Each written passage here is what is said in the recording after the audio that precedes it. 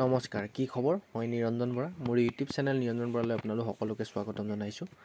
Finally যিটো আমি অধীৰ বহুত অপেক্ষা কৰি ৰখি আছিলোঁ, যি SSCGD কনিষ্টবল 2024 ফিজিকেল মেডিকেল আৰু আপোনাৰ এক্সাম গোটেইখিনি অলৰেডি কমপ্লিট হৈছিলে। তাৰ ৰিজাল্টৰ কাৰণে বহুত দিন অপেক্ষা কৰিবলগীয়া হ'ল। আজি আহিব, কালি আহিব কৰি ফাইনেলি যোৱাকালি 13 ডিচেম্বৰ তাৰিখে ৰাতি প্ৰায় 11:30-12 বজাত ফাইনেল ৰিজাল্ট আহিছে। এইখনে দেখিছে। মই লিষ্টটোত আপোনালোকক ভালদৰে খুব ধুনীয়াকৈ দেখাম কিমান কাট অফ গৈছে। বৰ ইমান মুডো ভাল হৈ থকা নাই, ময়ো যিহেতু দি থৈছিলোঁ। মোৰ হয়তো ৰিজাল্টৰ কথা পিছত নেক্সট ভিডিঅ' বনাম, কি হৈছে কি নাই হোৱা। এতিয়া আপোনালোকৰ কাট অফ কিমান গৈছে সেইটো আপোনালোকে চাই লওক, সকলোৱে ভালদৰে চাই লওক। আৰু আগন্তুক যদি 2025ত আপোনালোকে যদি এপ্লাই কৰিছে তেন্তে ভালদৰে শুনি ভিডিঅ'টো চাওক ধৈৰ্য ধৰি, নহ'লে আপোনালোকেও পস্তাই যাব। সেইবাবে চাওক। ছাবজেক্ট হৈছে recruitment constable GD central armed police force Assam Rifle in 2024 declare final result. এই নিয়ম কানুন গোটেইখিনি লিখা আছে আৰু এই BSF CISF এনেধৰণৰ পোষ্ট কোডবিলাক দিয়া আছে। এইখিনি ইমান মতলব নাই, মেইন কাট অফলৈ গৈছোঁ। ক'ত কিমান কাট অফ গৈছে এইটো চাওক। ওপৰলৈ যদি চাওঁগৈ আমি, এইখিনি আপোনালোকৰ SSFৰ কাট অফ। ইয়াত আমাৰ যিটো অসমৰ ল'ৰাই নাপায়, নিদিয়ে বিশেষকৈ বহুত হাই কাট অফ দেখিছে। 160 154 গৈছে। আৰু তললৈ যদি চাওঁ, এইখিনি আহি গ'ল মেইন যিখিনি কাট অফ। একেবাৰে ওপৰতে যদি চাই অন্ধ্ৰপ্ৰদেশ, সেইটো আপোনাৰ আমি চাম প্ৰথম ফিমেল কেণ্ডিডেটৰ কাট অফটো চাওক। প্ৰথমতে ফিমেল কেণ্ডিডেটৰ কাট অফ দি আছে, তাৰপিছত ফিমেলত যদি আমি চাই অলপ স্ক্ৰল কৰি গৈ থাকিলে তলতে ওলাব আপোনালোকৰ ফিমেলৰ কাট অফটো দেখিছে।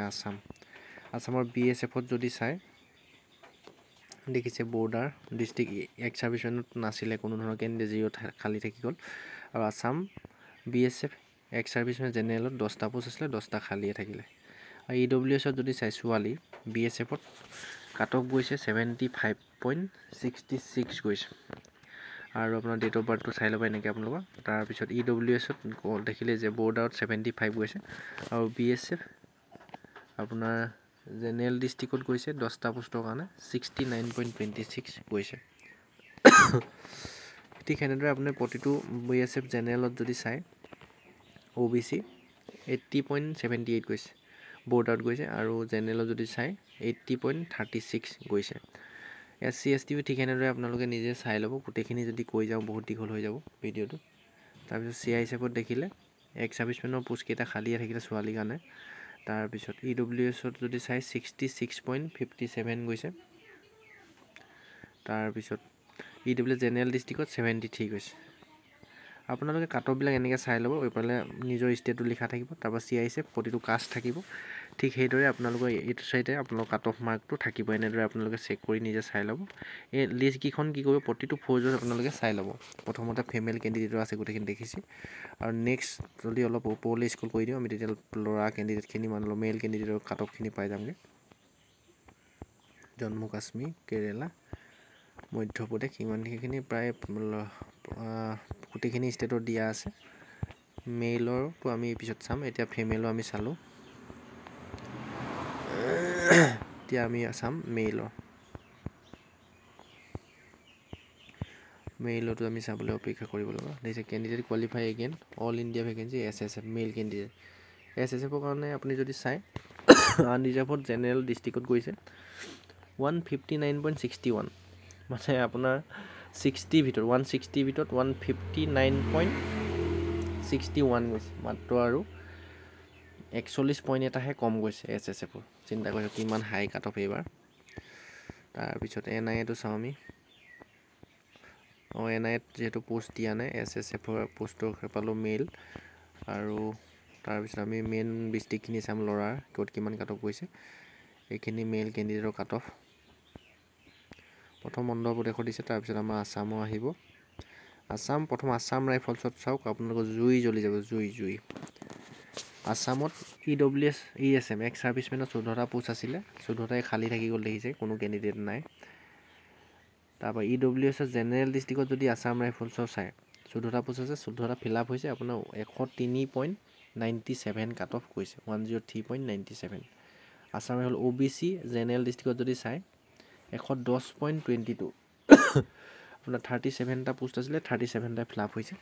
আছাম ৰাইফল SCত যদি চাই জেনেৰেল ডিষ্ট্ৰিক্টত 106 গৈছে 6.19 মানে এনেদৰে প্ৰতিটো কাষ্টৰ আপোনালোকে পোষ্টখিনি চাই ল'ব আনৰিজাৰ্ভত যদি চাই 112.52 গৈছে আছাম ৰাইফলছৰ কাট অফ নেক্সট যিখিনি 25ৰ ভেকেঞ্চি আছে তাত চিন্তা কৰি থওক এতিয়া যদি ফাইনেল কাট অফ 112 হাইজ গ'ল 15 ধৰক 112 ধৰিছোঁ আমি তেতিয়া আপুনি নেক্সট বাৰ হয়তো 120 যাবগৈ পাৰে আছাম ৰাইফল জেনেৰেলৰ কাট অফটো জেনেৰেলৰ আনৰিজাৰ্ভৰ জেনেৰেল ডিষ্ট্ৰিক্টৰ কাট অফ মানে আপুনি নেক্সট ভেকেঞ্চিৰ কাৰণে টাৰ্গেট কেনেকৈ কৰিব আপোনালোকে চাই লওক 2025ত যদি এক্সাম দিব তাৰ BSFত যদি চাই এক্স ছাৰ্ভিচমেনত বৰ্ডাৰ ডিষ্ট্ৰিক্টৰ 14টা পোষ্ট আছিলে 14টাই খালী থাকিলে আৰু এক্স ছাৰ্ভিচমেন জেনেৰেল ডিষ্ট্ৰিক্টৰ 59টা পোষ্টৰ 59টাই খালী থাকিলে এটাও ফিল আপ নহ'ল তাৰপিছত আছামৰ EWSত যদি BSF বৰ্ডাৰ ডিষ্ট্ৰিক্টত চাই 82.97 গৈছে আছাম BSF EWS জেনেৰেল ডিষ্ট্ৰিক্টত যদি চাই 80.80 গৈছে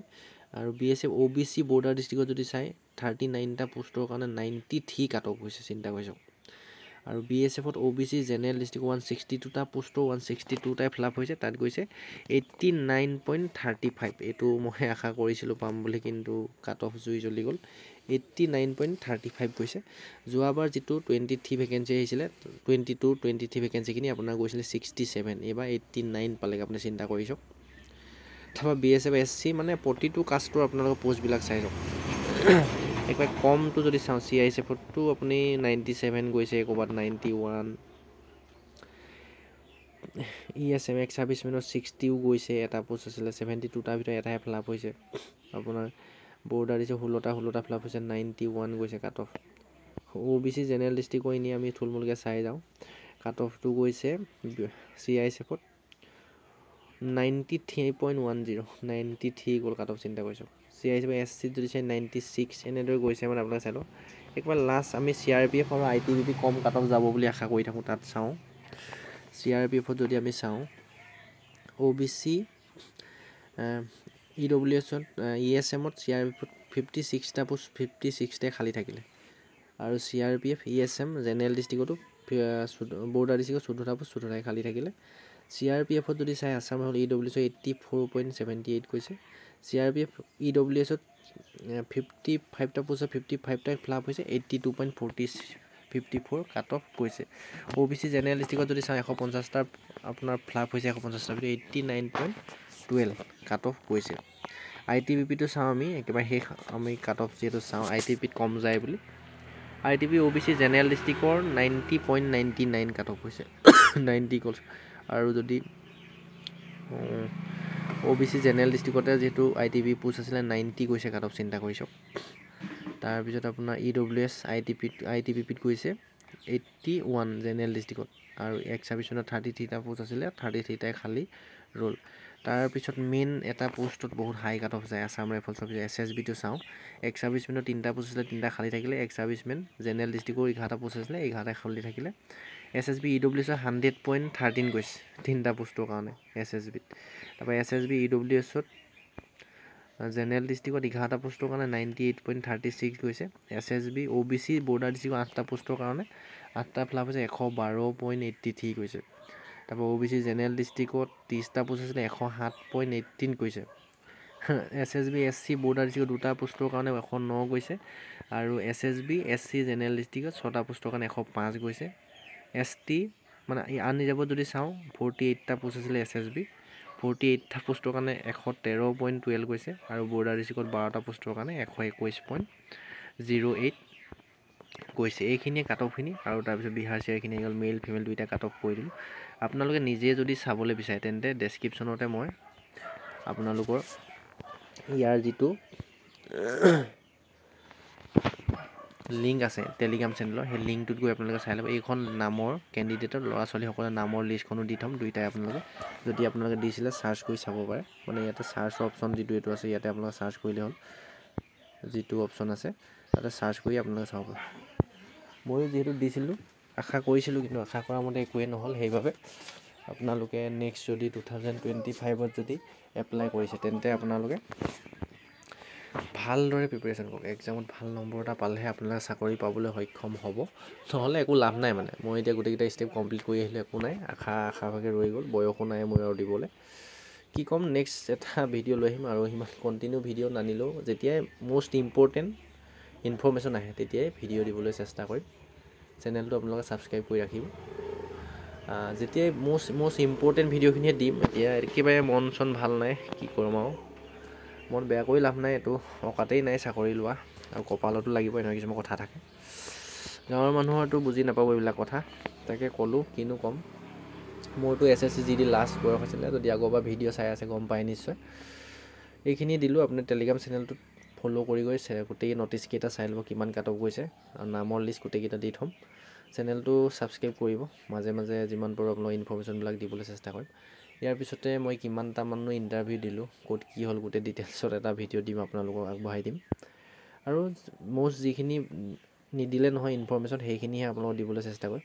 কোনো পইচাৰ কাৰণে বা কিবা কাৰণে নহয়। এতিয়া যিহেতু চাকৰিটো নহ'লেই, পুলিচ চুলিচৰ ইমান আশাও কৰা নাই, পাছ কৰি আছোঁ যদিও, তাতো বহুত হাই কাট অফ যাব।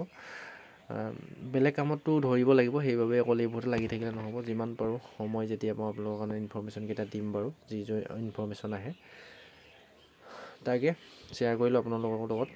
কি ক'ম আৰু, কপালতো লাগিব চাকৰি। সেইবাবে আপুনি নেক্সট ভেকেঞ্চিৰ কাৰণে যদি SSC এপ্লাই কৰিছে, তেন্তে ভালদৰে পাওক। মানে আপুনি 100 টাৰ্গেট কৰক, তেতিয়াহে কিবা এটা আশা কৰিব পাৰিব পষ্টৰ। 100 পাবই লাগিব 160 ভিতৰত, নহ'লে একো লাভ নহ'ব। চেনেলটো ছাবস্ক্ৰাইব কৰিব, যিমানখিনি লগৰ বন্ধু বান্ধৱী আছিলে সকলোলৈকে শ্বেয়াৰ কৰি দিব। ধন্যবাদ।